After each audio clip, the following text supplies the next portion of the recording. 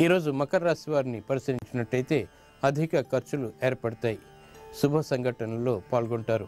వ్యవహారికంగా రాణించలేనప్పటికీ కూడా ప్రయత్నం ద్వారా చక్కటి పరిష్కారాలు పొందగలుగుతారు. గృహ విషయాల్లో ప్రతికూలత పెరిగినప్పటికీ తట్టుకోగలుగుతారు. నిర్ణయాల ద్వారా ఏర్పడినటువంటి విభేదాలని పరిష్కరించుకోగలుగుతారు. విద్యా విషయాలు సామాన్యం, ప్రయాణాలు అనుకూలం. ఈరోజు మీ అదృష్ట సంఖ్య 4, కలిసొచ్చేటువంటి రంగు ఆకుపచ్చ.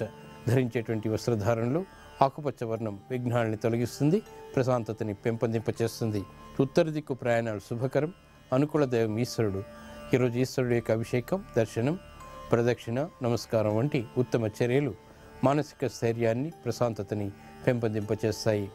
ఇక ఈరోజు చిత్తా నక్షత్రం మకర లగ్నంలో జన్మించేటువంటి వారికి ద్వితీయ స్థానంలో ఉండేటువంటి కుజ మహాదశతోటి ప్రారంభమవుతుంది.